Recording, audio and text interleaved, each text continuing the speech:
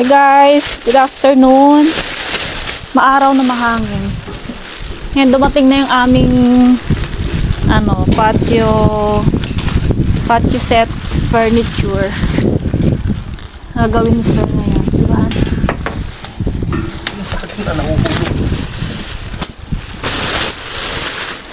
Ito lang maitutulong natin mag-ayos-ayos ng mga basa-basura. Oo, nalipad pa.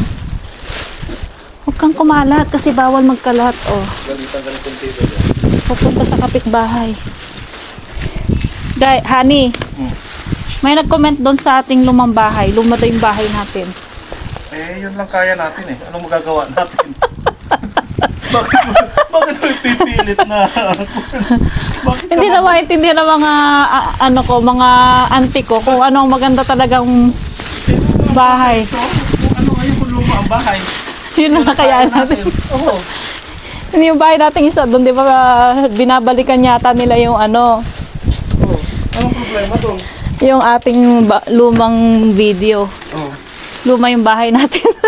So? Mga friend mga ante. Naku naman. 2024 na. Bakit ba? Kung luma, anong gagawin natin? Wala ka namang... Hindi na namin alam kung saan masasaya ang tao sa buhay na ito. Kasi may luma kang bahay. Sa kanila, may pambili sila ng bago, tayo wala. Oh. Ano bang ibig sabihin? Hindi na alam ng tao kung saan ka dapat pupunta. Pag meron kang bagong bahay na maayos, sabi nila mayabang. Ngayon, siguro binabalikan nila yung ating lumang bahay. At least sa atin. ang importante kasi doon kung saan ka masasaya eh. Kung saan ka komportable, di ba? Han, wag mo nga itapon tong mga ganito. Kasi kailangan ni Karot doon sa kanyang Ay, kaya na sobrang tigas naman nito. Kanyang daycare. Ano gagawin ko eh? Ay.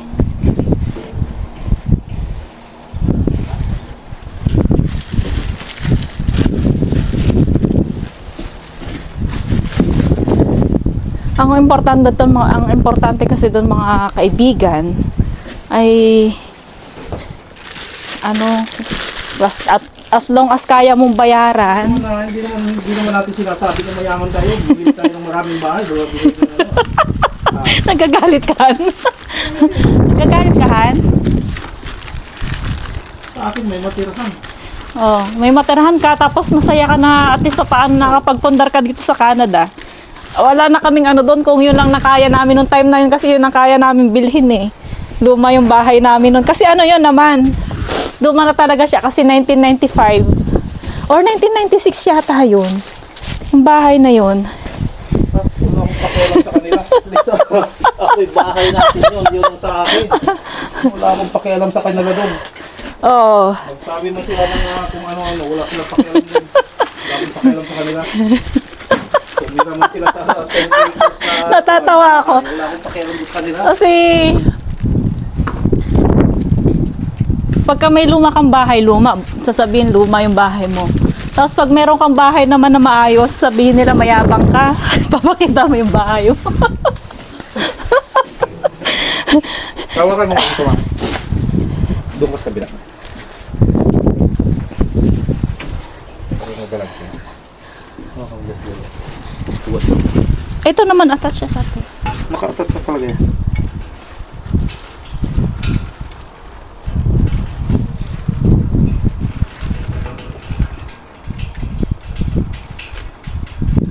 Ano ngayon kung luma ang bahay? O at least meron kang masisilungan mga friend. Meron kang... Tsaka hindi ako nangungupahan. Ayun sa akin. Hindi naman tayo sa mga nangungupahan, Hani, kasi nga nangupahan din tayo dati. Oo, pero sasabihin ng luma ang bahay ko. Ano ngayon kung luma ang bahay ko? Kanila kung gusto. Nagulat ka sa comment na yon. Comment na yun. Hindi ko mapigil ang tawa ko kasi Hindi mo na alam kung saan ka lulugar eh. Anong gusto mo Hindi mo na mangyari alam kung sa sa- bahay na yun eh? Alangan namang tinayo mo ng 1995, 1996. Magiging 2023 ang value. Eh, tawag nito ng age. Kalukuhan naman yan. Ano kasi, bakit ito nakaganito? So, mayroon din dito, Han? Ay, hindi. Ano yan? Babalik pa rin yan, ma'am. Ah, okay. Hindi mo na alam kung saan ka lulugar sa panahon ngayon eh.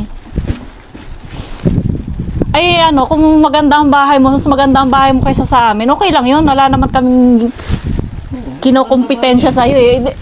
We're happy for you na ano, maganda yung bahay mo kaysa sa amin. Nakakatawa na nakakatuwa.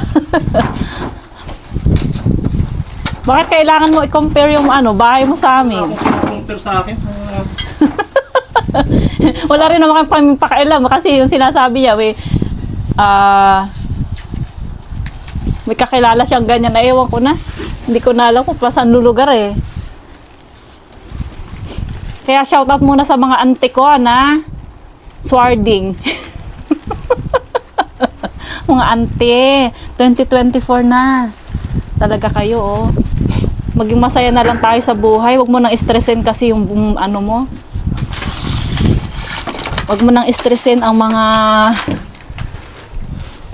sarili mo sa nakikita mo sa kapwa. Kung mayaman sila, di mayaman sila. O, i-compare yung Oo nga. Kung ang achievement mo, di mabuti.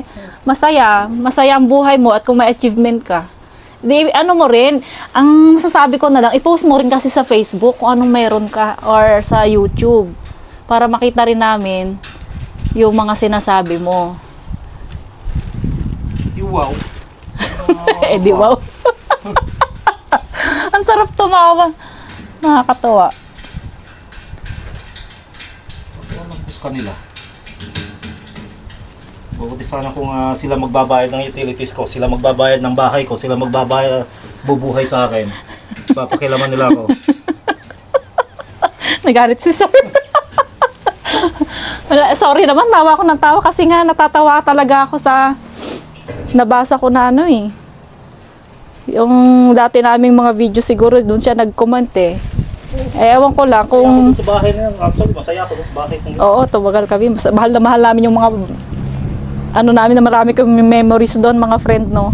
At saka, yun eh, pinapaupahan namin ngayon. Isa siya sa mga nakakatulong sa aming buhay ngayon. Siya, nakakaano siya.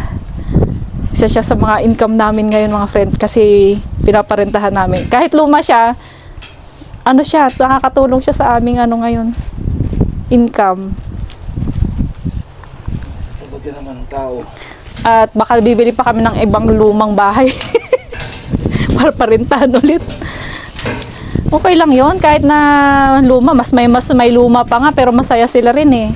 O mayroong ang dito kasi sa Canada, ang mga bahay dito mayroon pang ano i-expect nila?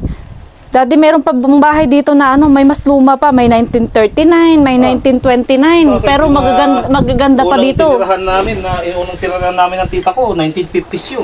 Sa Winnipeg, no? Oo. Pero ang bahay dito, tumatagal ng ganong katagal kahit lumang-luma na siya. Although wala na talaga siya sa model ngayon kasi nga, syempre, iba na yung mga lumalabas na style ngayon ng bahay, yung mga model ng bahay, iba ng aura ngayon kaysa noong mga 1950s. Pero may mga bahay pa rin ngayon sa downtown, makikita mo. Makikita mo na 1960s, 1950s, or may mas oldies pa nga eh. Pero ano siya, pwede pa, matibay ang bahay ng mga lumang bayan, no? Mas matitibay, ano? Solid yung solid yung mga foundation nila. Kaya tumatagal ng ganun.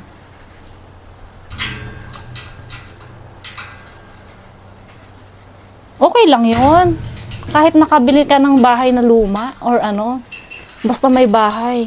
Kasi pag may bahay ka kasi iba rin yung ano eh, na parang achievement mo na ano, kahit luma yan.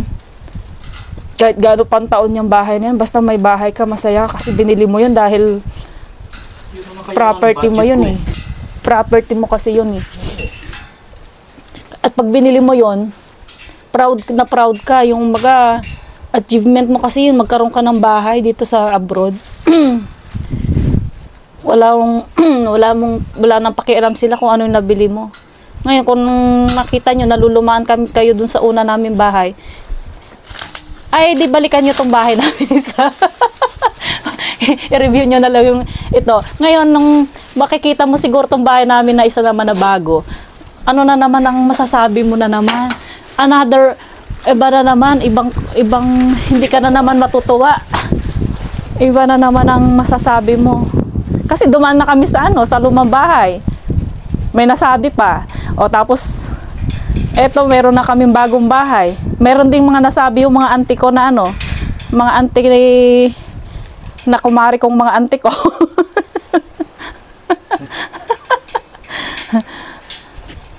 Ano ba dapat ang maging bahay ng isang Pilipino dito sa abroad? Para wala kasi sa itsura mo, mami. Wala kang, hindi mo na alam kung ano dapat ang maging bahay mo dito sa abroad. Pag isang Pilipino ka na nasa abroad, anong style lang ba ng bahay na dapat meron ka pag nasa abroad ka? 'Di ba?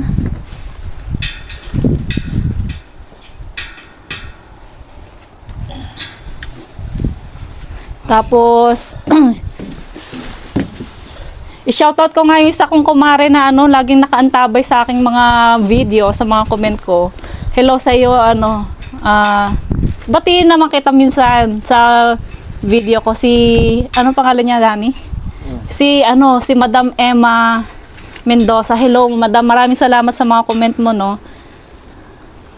At lagi kang nakasubaybay sa aking video. Salamat sa laging panonood.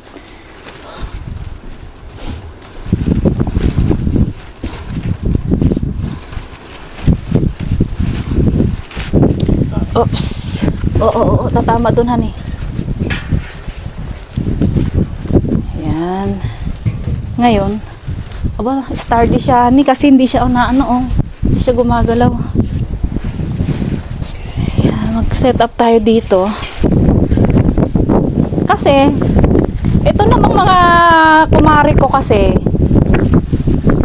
pag nag-video ako sa loob ng bahay namin, sasabihin na nagsushow off ako. Pag siyempre nagluluto ako sa kitchen o kaya nagbi-video ako sa isang sulok ng bahay namin. Eh sana ako magbi-video, mga friend, na nga naman sa bahay ng kapitan dito ito sa bahay ng kapitbahay namin o kaya sa bahay ni saan ba ako pwedeng mag-video? Sa bahay ni kapitan? Para hindi ko lang makita. Kasi syempre, dito ako sa bahay namin. Kasi nga, kino-content ko tong namin, buhay namin dito, mga friends sa Canada, no? Kaya, hindi ko naman pwede i-content itong bahay ni neighbor ko dito.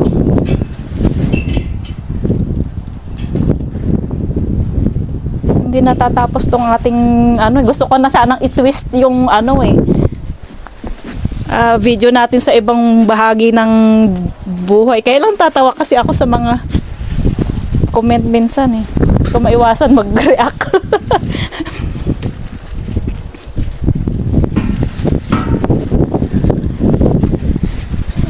Ang ganda niya, bigat. Ayun. Kapag nakukot kasi yung attention ko nun sa ibang. Nagbabasa kasi ako ng mga comment na nakukot yung attention ko. Natatawa na lang ako, mga friends. Hindi naman dahil yung inaano ko yung hindi ka open sa mga comment. Nandun na tayo, open na nga eh. Ganun talaga, may magko-comment na ganun. Pero gusto kong bigay ng mga reaction minsan eh. Lang Koteng gunting. Ay, baka humampas ang ating pintuan. Sara natin, mahangin.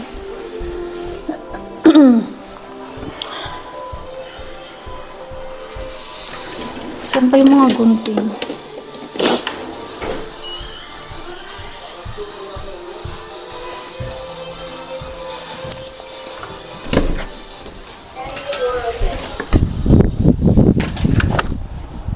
Kitchen door open.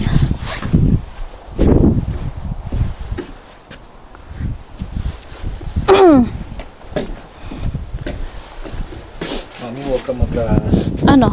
Yung pag nag-hangover ka ng gunting, hindi pa ganyan. Oo nga.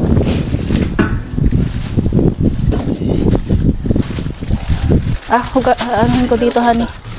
May isa pa. Ay, gusto ko palang i-shout out si Ma'am Shi Che Vlog. Mga kaibigan, pa-check yung kanyang channel kasi isa rin siya sa mga nagba-vlog dito sa sa Canada ng buhay-buhay. Ng buhay-buhay dito sa Canada. Pa-subscribe naman po ang kanyang channel. Thank you so much. Tsaka shout out ko si Rowena, kumaring Rowena at si kumaring Liway. Hindi ko alam kung Liway ba siya o Liway kasi natutuwa ko sa mga comment nila. At thank you so much sa laging panunood mga kumare. Siyempre automatic na si yung aking kumari sa dyan lagi nanonood, si Jebinay. Lagi siyang may comment every video eh. Thank you so much. Yan. Pumasok na dyan? Oh, taray. Ay, pwede na bang umupuhan? Pwede naman, pero hindi tumatulog. Hindi kasi baka tumawid ako dun.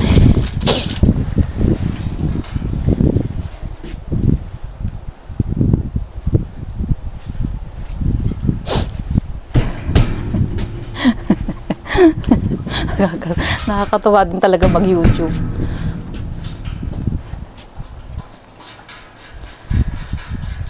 So, ayan mga friend, no?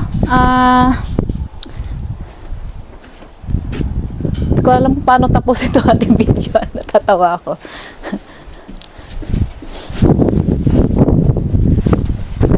Ayun lang, Diyos ko po, mga friend, Diyos ko po.